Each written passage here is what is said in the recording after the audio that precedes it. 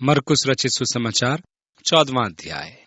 इस सुसमाचार में हमने रविवार से अब तक यीशु का अनुसरण किया है। रविवार उसके शोभा यात्रा का प्रवेश, सोमवार को मंदिर में आया और उसने उसको सुव्यवस्थित किया। मंगलवार को जब वो आया तो उस पर प्रश्नों की बौछार की गई और शिष्यों ने उसे मंदिर में लगे विशाल पत्थर दिखाए, जिसके विषय में उसने कहा, एक के ऊपर दूसरा पत्थर भी बचा नहीं रहेगा।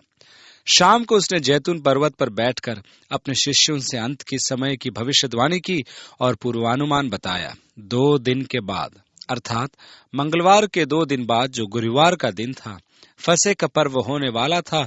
परंतु जैसा हम देख चुके हैं कि उनका दिन संध्या 6 बजे समाप्त होता है तथा गुरुवार आरंभ होता है। इस प्रकार यीशु ने बुधवार शाम फसह खाया और अति संभव है कि उसे गुरुवार क्रूस पर चढ़ाया गया।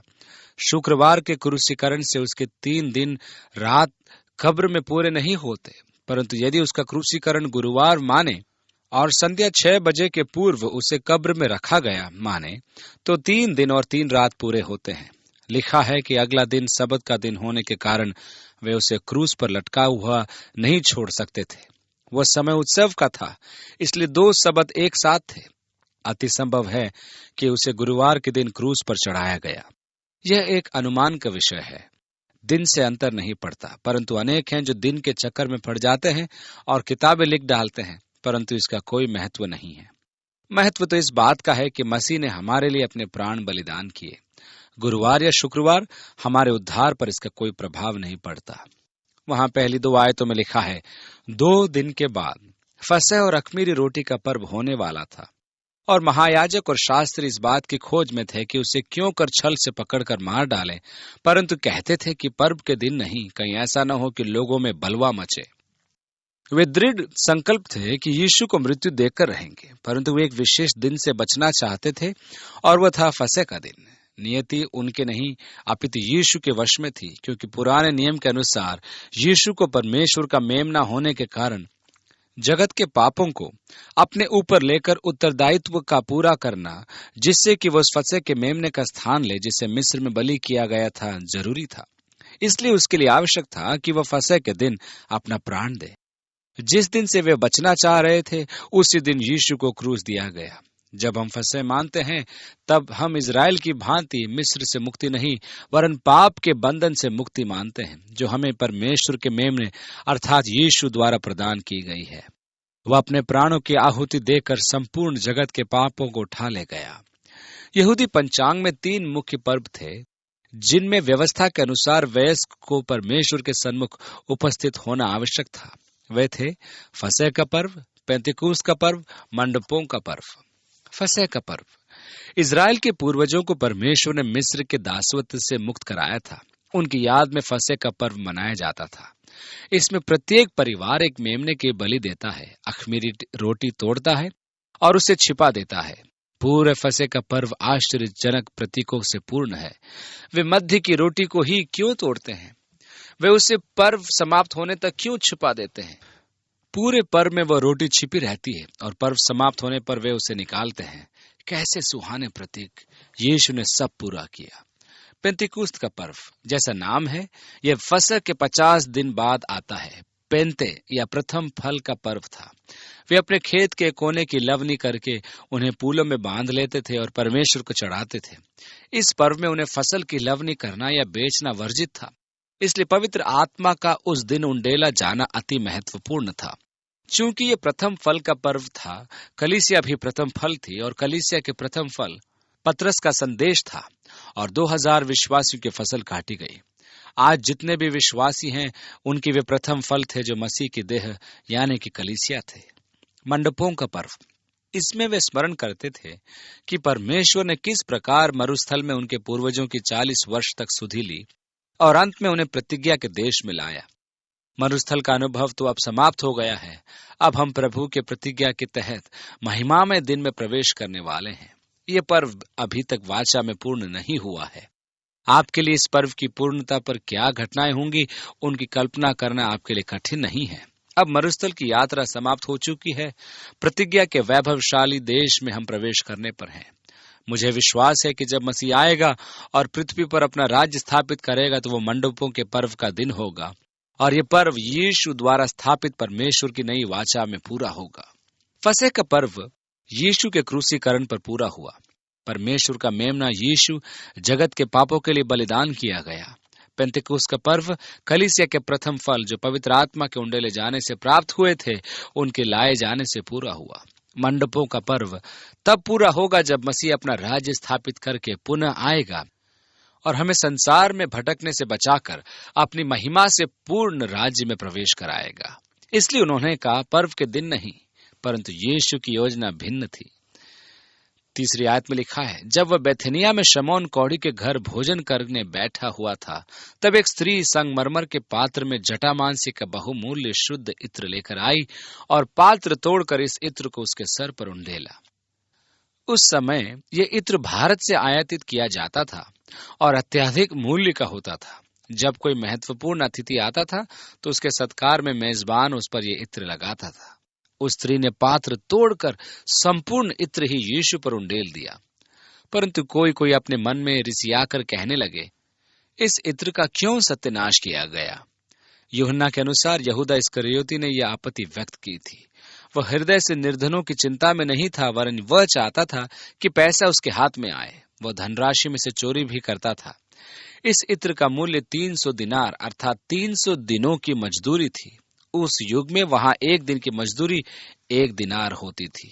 आगे लिखा है, क्योंकि यह इत्र तो 300 दिनार से अधिक मूल्य में बेचकर कंगालों को बांटा जा सकता था, और वे उसको झिड़कने लगे। यीशु ने कहा, उसे छोड़ दो, उसे क्यों सताते हो?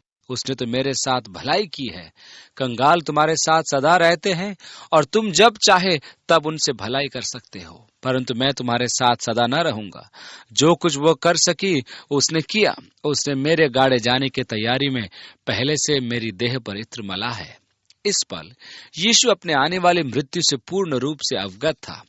और आगे लिखा है, मैं तुमसे सच कहता हूं कि सारे जगत में जहां कहीं सुसमाचार प्रचार किया जाएगा, वहां उसके इस काम की चर्चा भी उसके स्मरण में की जाएगी। क्या यह रुचिकर नहीं कि यीशु जानता था कि वह मारा जाएगा, और वह यह भी जानता था कि उसके सुसमाचार का प्रचार संपूर्ण विश्व में किया जाएगा। सुसमाचार के प्रचार की भविष्यवाणी। उसने यीशु का अभिषेक किया बलिदान के लिए। जहां तक इत्र के सत्यानाश का प्रश्न है, यीशु के संबंध में कोई भी बलिदान या भेंट व्यर्थ नहीं होती है। पौलुस कहता है कि प्रभु के लिए हमारा परिश्रम व्यर्थ नहीं है। जो कुछ हम करें वह व्यर्थ नहीं होता है। मैंने अनेकों के लिए जो कार्य किए वे व्यर्थ गए, परंतु मैंने जो यीशु के लिए किया वे व्यर्थ नहीं गया है। 10वीं आयत में लिखा है, तब यहूदा इस्करियोती जो 12 में से एक था। यीशु ने यहूदा को झिड़कते हुए कहा कि उस स्त्री को वह कुछ न कहे। यहूदा तुरंत बाद में महायाजकों के पास गया, और आगे लिखा है, महायाजकों के पास गया कि उसे उनके हाथ पकड़वा दे। वे ये सुनकर आनंदित हुए और उसको रुपया देना स्वीकार किया, और यह अवसर ढूंढने लगा कि उसे किस प्रकार पकड़वा दे। अख़मीरी रोटी के पर्व के पहले दिन, जिसमें वह फसह का बलिदान करते थे, उसके चेलों ने उससे पूछा, तू कहाँ चाहता है कि हम जाकर तेरे लिए फसह खाने की तैयारी करें? उसने अपने चेलों में से 2 को यह कहकर भेजा कि नगर में जाओ और एक मनुष्य जल का घड़ा उठाए हुए तुम्हें मिलेगा, उसके पीछे हो लेना। और वह जिस घर में जाए उस घर के स्वामी से कहना, गुरु कहता है कि मेरी पाहुनशाला जिसमें मैं अपने चेलों के साथ फसह खाऊं कहाँ है? वह तुम्हें एक सजी सजाई और तैयार की हुई बड़ी अटारी दिखा देगा। वहां हमारे लिए तैयारी करो। सो चेले निकलकर नगर में आए, और जैसा उसने उनसे कहा था वैसा ही पाया, और फसह तैयार किया गया। जब सांझ हुई तो वह 12 के साथ आया, और जब वे बैठे भोजन कर रहे थे तो यीशु ने कहा, मैं तुमसे सच कहता हूं कि तुम में से एक जो मेरे साथ भोजन कर रहा है मुझे पकड़वाएगा। उन पर उदासी छा गई, और वे एक एक करके उससे कहने लगे, क्या वह मैं हूं? उसने उनसे कहा, वो 12 में से एक है जो मेरे साथ थाली में हाथ डालता है। क्योंकि मनुष्य का पुत्र तो जैसा उसके विषय में लिखा है जाता ही है, परंतु उस मनुष्य पर हाय जिसके द्वारा मनुष्य का पुत्र पकड़वाया जाता है। यदि उस मनुष्य का जन्म ही न होता तो उसके लिए भला होता। किसी के विषय में प्रभु ऐसा कहे तो अत्यधिक विषादपूर्ण बात होगी। यहूदा ने यीशु का तिरस्कार किया। आज भी वे जो यीशु को ग्रहण नहीं करते हैं वे आधुनिक यहूदा हैं, और यीशु का कथन उन पर ठीक बैठता है। यीशु से विमुख जीवन आशाहीन जीवन है। उचित तो यह है कि ऐसा व्यक्ति जन्म ही न ले और परमेश्वर के धधकते हुए न्याय से बचा रहे। इसलिए उचित होगा कि अविश्वासी जन्म ही न लेता, क्योंकि ऐसे पर परमेश्वर का प्रकोप अवश्य भड़केगा। आगे लिखा है, और जब वे खा ही रहे थे तो उसने रोटी ली और आशीष मांगकर तोड़ी और उन्हें दी और कहा, लो, ये मेरी देह है। फिर उसने कटोरा लेकर धन्यवाद किया और उन्हें दिया, और उन सब ने उस पर से पिया। और उसने उनसे कहा, यह वाचा का मेरा वह लहू है जो बहुतों के लिए बहाया जाता है। मैं तुमसे सच कहता हूं कि दाख का रस उस दिन तक फिर कभी न पीऊंगा जब परमेश्वर के राज्य में नया न पीऊं। यीशु अपने शिष्यों को फसह के विषय में नई समझ प्रदान कर रहा है। उसने रोटी तोड़ी और कहा, ये मेरी देह है जो तुम्हारे लिए तोड़ी जाती है। और फिर उसने कटोरा लिया और कहा, ये नई वाचा है, ये मेरा लहू है जो पापों की क्षमा के लिए बहाया जाता है। तब उसने कहा, ये मेरी याद में करना, मिस्र के मेमने को भूल जाओ। फिर वे भजन गाकर बाहर जैतून के पहाड़ पर गए। परंपरा के अनुसार फसह खाने के बाद भजन 118 गाया जाता था, जो मसीह की भविष्यवाणी का भजन था। वह पत्थर जिसे राज मिस्त्रियों ने निकम्मा ठहरा दिया, कोने का प्रमुख पत्थर ठहरा। ये परमेश्वर का काम है जो हमारी दृष्टि में अद्भुत है। आज का दिन यहोवा ने बनाया है, हम इसमें आनंदित होंगे। होसन्ना होसन्ना, धन्य है वह जो प्रभु के नाम से आता है। यीशु अपने शिष्यों के साथ भजन गाते हुए अपने शिष्यों के साथ जैतून पर्वत पर आ गया। आगे लिखा है, तब यीशु ने उनसे कहा, तुम सब ठोकर खाओगे, क्योंकि लिखा है कि मैं रखवाले को मारूंगा और भेड़ तितर बितर हो जाएगी। ये जकरिया की भविष्यवाणी थी। पतरस ने सोचा था कि वह बहुत अधिक ज्ञान रखता है, इसलिए उसने विवाद किया। यीशु ने कहा था कि आकाश और पृथ्वी टल जाएंगे, परंतु उसका वचन कभी नहीं टलेगा। वचन के दो अर्थ नहीं होते, इसलिए वचन पर वाद विवाद उचित नहीं। यीशु घात किया जाएगा और उसके समस्त शिष्य तितर बितर हो जाएंगे। जीवन में यह एक सीख लीजिए कि परमेश्वर के वचन से कभी वाद विवाद न करें। आगे लिखा है, परंतु मैं अपने जी उठने के बाद तुमसे पहले गलील को जाऊंगा। पतरस ने उसे कहा, यदि सब ठोकर खाएं तो खाएं, पर मैं ठोकर नहीं खाऊंगा। ये एक खतरनाक अवस्था होती है, गर्वोक्ति, स्वयं को अन्यों से ऊपर दर्शाना कि प्रभु मैं ऐसा कर सकता हूं, परंतु मैं नहीं करूंगा, मैं कभी ऐसा नहीं करूंगा। यीशु ने उससे कहा, मैं तुझसे सच कहता हूं कि आज ही इसी रात को, कल तक तो बहुत दूर का समय हो जाएगा, आज रात ही को सुबह होने से पहले। यीशु आगे कहता है, मुर्गे के 2 बार बांग देने से पहले तू 3 बार मुझसे मुकर जाएगा। पर उसने और भी जोर देकर कहा, यदि मुझे तेरे साथ मरना भी पड़े तो अभी तेरा इनकार कभी न करूंगा। इसी प्रकार और सब ने भी कहा। मैं तो ये मानता हूं कि पतरस दिल से कह रहा था। मेरा विश्वास है कि पतरस प्रभु से अगाध प्रेम रखता था। यीशु मसीह के प्रति पतरस के प्रेम पर शक नहीं। मैं कभी नहीं मानता हूं कि पतरस के प्रेम की विफलता उसका विश्वास था। ये तो दुर्बलता थी जो हम सब की देह में होती है कि हम कभी कभी अपने आप को वह समझ बैठते हैं जो हम हैं नहीं, और बड़ी बड़ी बातें करने लगते हैं और प्रभु के समक्ष बिना सोचे समझे प्रण कर लेते हैं, परंतु वह हमें भली भांति जानता है। कितनी बार हम घुटनों पर गिरकर परमेश्वर से कहते हैं, हे प्रभु मेरे लिए ये काम कर दे, और मैं प्रतिज्ञा करता हूं कि मैं प्रतिदिन 1 घंटा प्रार्थना करूंगा। जब आप कहते हैं तो आप अपनी संपूर्ण निष्ठा में कहते हैं, परंतु प्रभु सिर हिलाकर कहता है, रहने दे, तू ये नहीं कर सकता। इसलिए हमारी प्रतिज्ञाएं और शपथ जो हमने खाई, उनकी कोई आवश्यकता ही नहीं थी। मुझे परमेश्वर कुछ पाने के लिए, उस पर आभार डालने के लिए प्रतिज्ञा की कोई आवश्यकता नहीं है। यदि परमेश्वर मुझे कुछ देता है तो वह अपने अनुग्रह के अनुरूप देता है, न कि मेरी योग्यता के अनुसार। परंतु मैं कितनी बार परमेश्वर का वचन देता हूं कि उसके अनुग्रह के प्रतिकार में मैं कुछ करूंगा, और मैं ये नहीं कहता कि मैं ऐसा हूं या ऐसा करता हूं, परंतु वैसा हो जाऊंगा या वैसा करूंगा। जब परमेश्वर हमारी प्रार्थना सुन लेता है तो हम ये नहीं समझे कि उसने हमारी योग्यता का फल दिया है। यह केवल उसका अनुग्रह होता है। इसलिए मुझे प्रतिज्ञा या प्रण करने की आवश्यकता नहीं। मुझे तो केवल यह मानकर चलना है कि वह मुझसे प्रेम रखता है, और क्योंकि मैं उसकी संतान हूं और वे संतान पिता पर विश्वास रखती है कि वह उन्हें उनकी आवश्यकता के अनुसार देगा, क्योंकि वह उनसे प्रेम रखता है और वे परमेश्वर से आशीष प्राप्त करेंगे। पतरस ये सब बड़ी बड़ी बातें कर रहा है। और हम प्राय क्या सोचते हैं कि हम जितना जोर से बोलेंगे तो ज्यादा जोर से सुनाई देगा। परंतु क्या आप ये जानते हैं कि जब आप चिल्लाते हैं तो उसका अर्थ यह होता है कि उसका पक्ष कमजोर है। मैंने एक पास्टर के विषय में सुना जो अपने उपदेश के रूपरेखा के साथ साथ अपनी भाव भंगिमा की रूपरेखा भी बनाता था, जैसा कि कहाँ, किस, बल आदि के साथ हाथ उठाना या पटकना या सिर झुकाना या दुख से हिलाना, और एक जगह उसने लिखा कि ये विषय दुर्बल है, यहाँ जोर से चिल्लाना। कहने का अर्थ यह है कि दुर्बलता को छिपाने के लिए बहुत जोर देना पड़ता है। पतरस बलपूर्वक कहने लगा, प्रभु यदि मुझे मरना भी पड़े तो मैं तेरा इनकार नहीं करूंगा। फिर वे गतसमनी नाम एक जगह में आए। गतसमनी का अर्थ है जैतून का कोल्हू। जैसा कि नाम है वैसे ही जैतून पर्वत पर जैतून का बागान था जहां जैतून का तेल निकाला जाता था। ये आम का बगीचा नहीं था, इसमें जैतून का तेल निकालने का कोल्हू लगा था। और उसने अपने चेलों से कहा, यहाँ बैठे रहो जब तक मैं प्रार्थना करूं। और वो पतरस और याकूब और यूहन्ना को अपने साथ ले गया और बहुत ही अधीर और व्याकुल होने लगा और उनसे कहा, मेरा मन बहुत उदास है, यहाँ तक कि मैं मरने पर हूं। तुम यहाँ ठहरो और जागते रहो। यीशु की भावनाएं अब प्रभावित होने लगी थीं, क्योंकि वो अगले दिन होने वाली घटनाओं का अनुमान लगा सकता था। अब वैसा नहीं था जैसा वो प्रतिदिन दिखाई देता था। संभव है कि उसकी सांसें भारी हो गई होंगी। यह भी संभव है कि वह सिसका होगा। शिष्यों ने संभवतः उसकी ऐसी अवस्था नहीं देखी थी। उसने अंगीकार किया कि उसका मन उदास था और इतना अधिक कि मृत्यु उसके सामने खड़ी थी। और वह थोड़ा आगे बढ़ा और भूमि पर गिरकर प्रार्थना करने लगा कि यदि हो सके तो यह घड़ी मुझ पर से टल जाए, और कहा, हे अब्बा, हे पिता। अब्बा का अर्थ है पिता।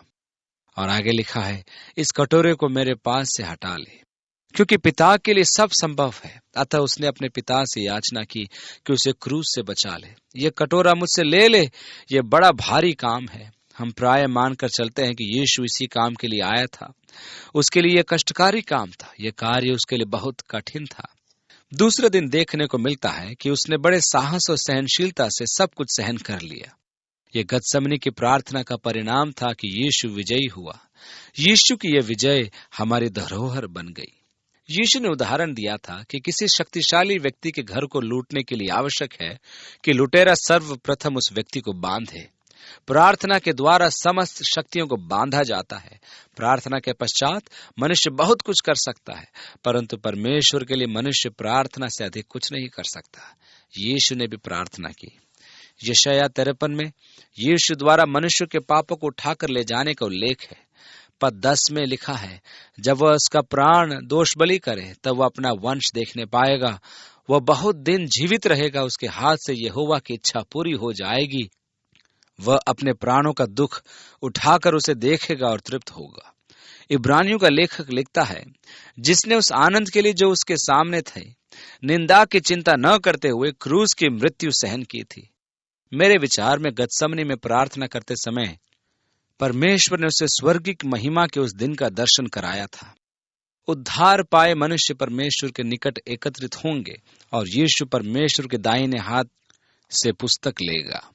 फिर यीशु आगे कहता है, तो अभी जैसा मैं चाहता हूं वैसा नहीं, पर जो तू चाहता है वही हो।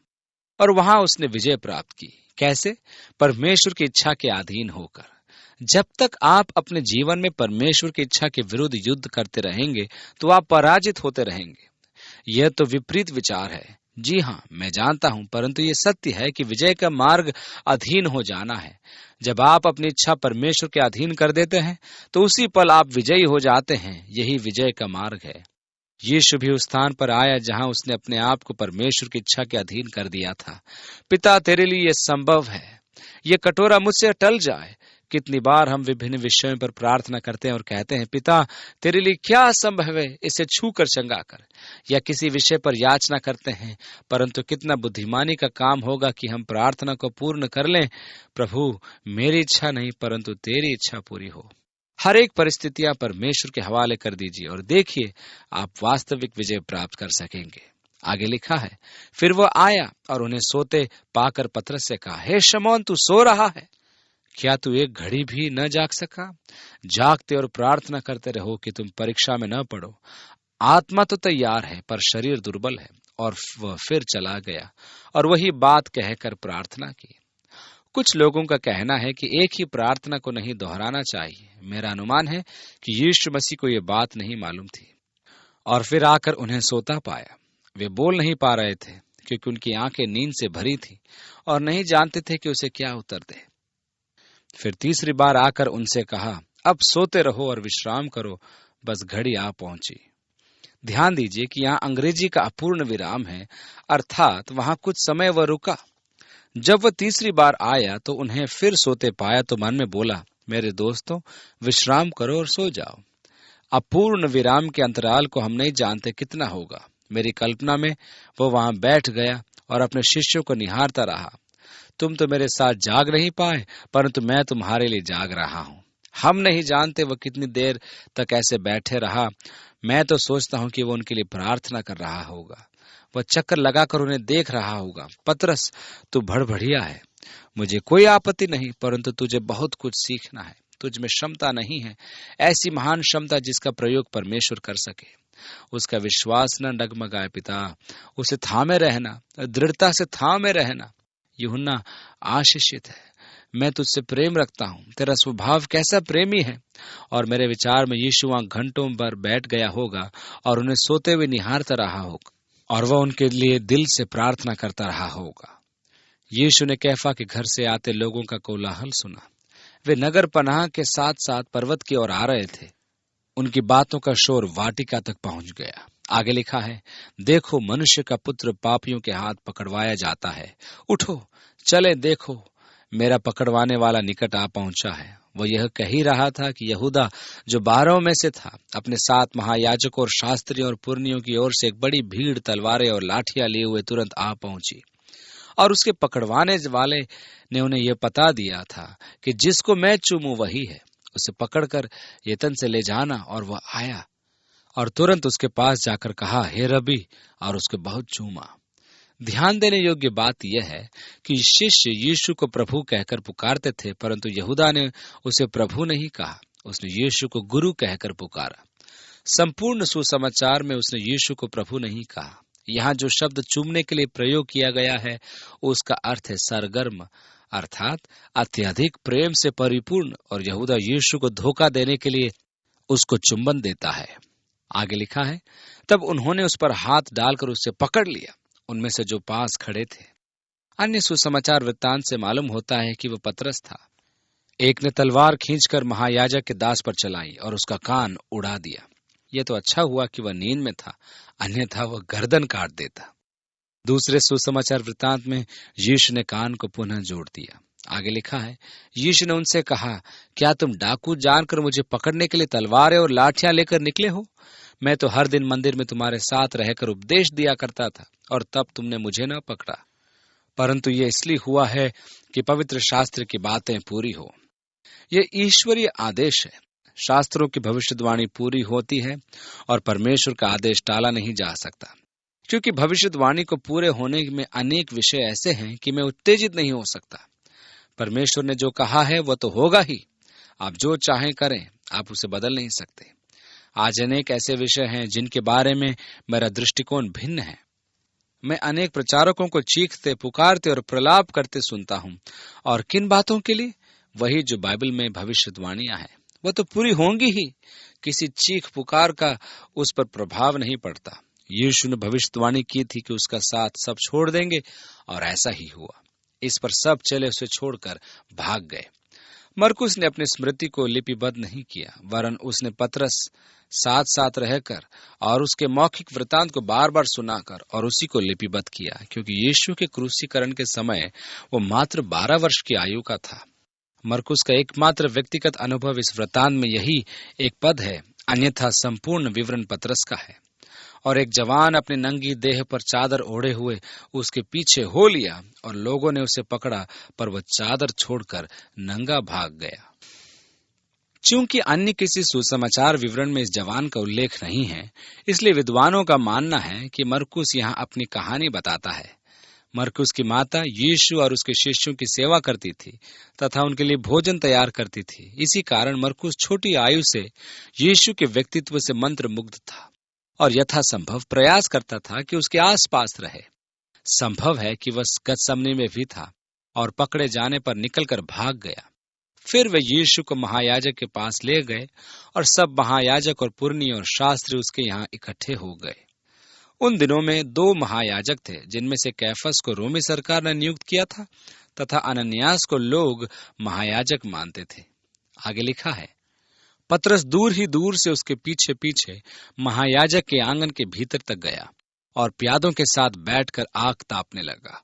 महायाजक और सारी महासभा यीशु के मार डालने के लिए उसके विरोध में गवाही की खोज में थे, पर न मिली, क्योंकि बहुतेरे उसके विरोध में झूठी गवाही दे रहे थे, पर उनकी गवाही एक सी न थी। तब कितनों ने उठकर उस पर यह झूठी गवाही दी कि हमने उसे यह कहते सुना है कि मैं इस हाथ के बनाए हुए मंदिर को ढा दूंगा और 3 दिन में दूसरा बनाऊंगा जो हाथ से न बना हो। यह यीशु के कथन का दूसरा रूप है। वह अपनी देह के लिए कह रहा था। उसका कहना था कि उससे उसका जीवन कोई छीन नहीं सकता। वह स्वयं अपनी देह को त्यागेगा और तीसरे दिन उसमें पुनः प्रवेश करेगा। इसलिए उसने चुनौती दी थी कि इस मंदिर अर्थात उसकी देह को ढा दो और वह 3 दिन बाद पुनः जी उठेगा। आगे लिखा है, इस पर भी उनकी गवाही एक सी न निकली। उनके गवाहों में सामंजस्य की आवश्यकता थी। तब महायाजक ने बीच में खड़े होकर यीशु से पूछा कि तू कोई उत्तर नहीं देता, ये लोग तेरे विरोध में क्या गवाही देते हैं? परंतु वो मौन साधे रहा और कुछ उत्तर न दिया। जैसे भेड़ ऊन कतरने के समय चुप बनी रहती है, उसी प्रकार उसने मुंह न खोला। आगे लिखा है, महायाजक ने उससे फिर पूछा, क्या तू उस परम धन्य का पुत्र मसीह है? यीशु ने कहा, मैं हूं। उन्होंने उसे स्पष्ट पूछा और यीशु ने सीधा सीधा कहा, हाँ। और तुम मनुष्य के पुत्र को सर्वशक्तिमान की दाहिनी ओर बैठे और आकाश के बादलों के साथ आते देखोगे। तब महायाजक ने अपने वस्त्र फाड़कर कहा, अब हमें गवाही का और क्या प्रयोजन है? तुमने यह निंदा सुनी, तुम्हारी क्या राय है? उन सब ने कहा, वो वध के योग्य है। तब कोई तो उस पर थूकने लगा। यहाँ यशायाह की भविष्यवाणी पूरी होती है, अर्थात घूंसे से मारे उसका चेहरा ढका हुआ था। ये एक निर्दयता है। हमारे शरीर की रचना अद्भुत है। जब हमारी आंखों के सामने हम पर प्रहार किया जाता है तो हमारी शारीरिक प्रतिक्रिया उसे सहन करने के लिए आंतरिक संतुलन बना लेती है, जिससे कि प्रहार का प्रभाव अधिकाधिक निष्क्रिय किया जा सकता है। हमारे शरीर का संयोजन उत्कृष्ट है, जिससे कि हम जानबूझकर सीढ़ियों पर धक्के खाकर गिरते समय मर नहीं जाते। परंतु यदि अनजाने में आप अंतिम सीढ़ी समझकर पैर रख दे और वास्तव में अभी सीढ़ियां शेष हैं, तो आपने अनुभव किया होगा कि उस समय घुटना टूटने की नौबत आ जाती है, क्योंकि आपका शरीर इस अज्ञात अवस्था के लिए तैयार नहीं था। इसका प्रभाव संपूर्ण देह पर पड़ता है। इसी प्रकार जब आप पर प्रहार किया जाए और आप उसे नहीं देख पाए तो अत्यधिक पीड़ा होती है। उन्होंने जानते हुए ऐसा किया कि उसे कष्ट पहुंचे, क्योंकि उसे दिखेगा नहीं तो उसकी देह प्रहार के लिए तैयार नहीं रहेगी। आगे लिखा है, और कोई उसका मुंह ढांपने और उसे घूंसे से मारने और उनसे कहने लगे कि भविष्यवाणी कर, और प्यादों ने उसे लेकर थप्पड़ मारे। जब उनका मनोरंजन समाप्त हो गया तो यशायाह की भविष्यवाणी के अनुसार उसका चेहरा पहचाना नहीं जाता था। क्या आपने लड़ाई झगड़े में किसी को पिटा हुआ देखा है? ऐसा पिटा हो कि आप उसके चेहरे को देखना न चाहें और भयभीत हो मुंह फेर लें? यही यशायाह ने कहा था कि हमने उससे देख मुंह फेर लिया, या यूं कहें कि मनुष्य जैसा लग ही नहीं रहा था। उसका चेहरा विकृत हो चुका था। वह हमारे अपराधों के कारण घायल किया गया था, हमारे पापों के कारण उसे घाव दिए गए थे। आगे लिखा है, जब पतरस नीचे आंगन में था तो महायाजक की लौंडियों में से एक वहां आई और पतरस को आग तापते देखकर उस पर टकटकी लगाकर देखा और कहने लगी, तू भी तो उस नासरी यीशु के साथ था। वह मुकर गया और कहा कि मैं तो नहीं जानता और नहीं समझता कि तू क्या कह रही है। फिर वह बाहर ढीवड़ी में गया और मुर्गे ने बांग दी। वो लौंडी उसे देखकर उनसे जो पास खड़े थे फिर कहने लगी, ये उनमें से एक है, परंतु वह फिर मुकर गया। और थोड़ी देर बाद उन्होंने जो पास खड़े थे फिर पतरस से कहा, निश्चय तू उनमें से एक है, क्योंकि तू गलीली भी है। तब वह धिक्कार देने और शपथ खाने लगा कि मैं उस मनुष्य को जिसकी तुम चर्चा करते हो नहीं जानता। तब तुरंत दूसरी बार मुर्ग ने बांग दी। पतरस को वो बात जो यीशु ने उसे कही थी स्मरण आई कि मुर्ग के 2 बार बांग देने से पहले तू 3 बार मेरा इनकार करेगा। वह इस बात को सोचकर रोने लगा ओह पतरस, परमेश्वर तुझे आशीष दे। मैं तेरी स्थिति समझता हूं। मेरे विचार में हम सब पतरस से सहानुभूति निभा सकते हैं। हम अपनी प्रतिज्ञाओं में सच्चे हैं। हम परमेश्वर से निश्चय ही प्रेम रखते हैं। हमने तो ये सोचा भी नहीं था। हम सोचते थे कि हम खड़े रह पाएंगे, परंतु हम गिर गए। आत्मा तो इच्छुक थी और चाहती थी, परंतु हाय, देह ने साथ नहीं दिया। ये कैसे हो गया कि पतरस ऐसा विफल हुआ? सर्वप्रथम उसने अपने आप पर अधिक भरोसा किया। आत्मविश्वास से सावधान। बाइबल कहती है, जब तुम सोचते हो तुम खड़े हो तो सावधान, अन्यथा गिर जाओगे। आप परमेश्वर के लिए क्या करना चाहते हैं अथवा नहीं करना चाहते हैं, सावधान रहिए। उसकी विफलता का दूसरा कारण था कि जब उसे प्रार्थना करना था तब वह सो रहा था। हमारे लिए हम यूं कह लें कि प्रार्थना करने की अपेक्षा अन्य कार्य करना जरूरी है। यीशु ने कहा कि मनुष्य हिम्मत न हारे वरन प्रार्थना में लगा रहे। कितनी बार ऐसा होता है कि कठिन परिस्थितियों में हम प्रार्थना करने की अपेक्षा शिथिल हो जाते हैं। ओह, मेरे बस का नहीं, ये बहुत ही कठिन है, बहुत बुरा है। और प्रार्थना करने की अपेक्षा हम हिम्मत हार जाते हैं। निश्चय ही प्रार्थना का स्थान सामर्थ्य का स्थान है। उसकी विफलता का तीसरा कारण था कि वह बैरी की आग ताप रहा था। जिस क्षण आप बैरी से किसी भी प्रकार का समझौता करते हैं तो आप निश्चय ही संकट में पड़ जाते हैं। कुछ ऐसे स्थान हैं जहां परमेश्वर के संतान होने के कारण आपको सहयोग करने की आवश्यकता नहीं। दूसरे शब्दों में, बैरी की आग तापना समस्या को न्योता देता है। आपकी हार निश्चित है। और अंतिम कारण था कि पतरस ने बहुत दूर रहकर प्रभु का अनुसरण किया। आप ऐसा नहीं कर सकते। आपको निकट से निकट रहना होगा। आपको उसके साथ सदैव पहचान बनाकर रखना होगा। आप बहुत दूर के मसीह विश्वासी नहीं हो सकते। परमेश्वर के नाती पोते नहीं होते। आपको उसके साथ अपने व्यक्तिगत संबंध बनाने होंगे। आपको उसके निकट रहना होगा। परमेश्वर ने पतरस की विफलता और कारणों का ब्यौरा लिखा, जिससे कि हम ऐसी भूल न करें और विफल न हो। यदि हम प्रभु के निकटतम अनुसरण करें, यदि हम प्रार्थना में स्थिर रहें, और यदि हम स्वयं की अपेक्षा परमेश्वर में विश्वास रखें, और यदि हम उसकी संगति और सहभागिता में रहेंगे, तो निश्चय ही वह हमें ठोकर खाने से बचा सकता है और हमें निर्दोष बनाकर परमेश्वर की महिमा में आनंद के साथ प्रस्तुत कर सकता है। मुझे ये आश्वासन दिलाया गया है कि वह मुझे सुरक्षित कर सकता है जो मैंने उसे सौंपा है। जब आप अपना जीवन उसे सौंप देते हैं, तब वो आपकी सुरक्षा करता है। वो आपके लिए वह कर सकता है जो आप अपने स्वयं के लिए नहीं कर सकते। आप तो अपनी सुरक्षा किसी प्रकार नहीं कर सकते, परंतु वह आपकी सुरक्षा करता है। पतरस कहता है, विश्वास के द्वारा परमेश्वर की सामर्थ्य से सुरक्षित रखा गया है। आप भी ये प्रार्थना बार बार दोहराएं। पिता, हम तुझे धन्यवाद देते हैं कि हम अन्यों की त्रुटि से सबक सीख सकते हैं। आज हमारी सहायता कर कि सबक अच्छी तरह सीखे। प्रभु, हम तेरे प्रेम के लिए अचंभे से भरे हैं। हम तुझे धन्यवाद देते हैं कि तूने कटोरा पी लिया कि हम परस्पर सहभागिता कर पाए। हम अपने अस्तित्व और जीवन को तेरा दान मानते हैं। प्रभु, जो कुछ तूने किया उसको शारीरिक, मानसिक और आत्मिक कष्ट के रूप में क्रूस पर सहन करने के लिए तू तैयार था, जिससे कि हम पाप की शक्ति से मुक्त किए जाएं और अंधकार के राज्य से निकालकर महिमा से पूर्ण ज्योति के राज्य में लाए जाएं। धन्यवाद यीशु। प्रभु, मेरा विश्वास है कि आपके महिमा से पूर्ण राज्य में संपूर्ण अनंत काल तक हमारे हृदयों में बस एक ही सुर निकलता रहेगा, वह है धन्यवाद प्रभु यीशु। हम हमारी मुक्ति के लिए किस प्रकार आभार व्यक्त करें प्रभु, क्योंकि तू पिता की इच्छा के अधीन होकर तूने वो कटोरा पी लिया। प्रभु यीशु, तेरा धन्यवाद। तू हमें आशीष दे। हमारे जीवन पर अपना हाथ रख। हमारी सेवकाई के लिए अपना अभिषेक तू हमें दे। यीशु के नाम में पिता परमेश्वर से मांगते हैं, आमीन।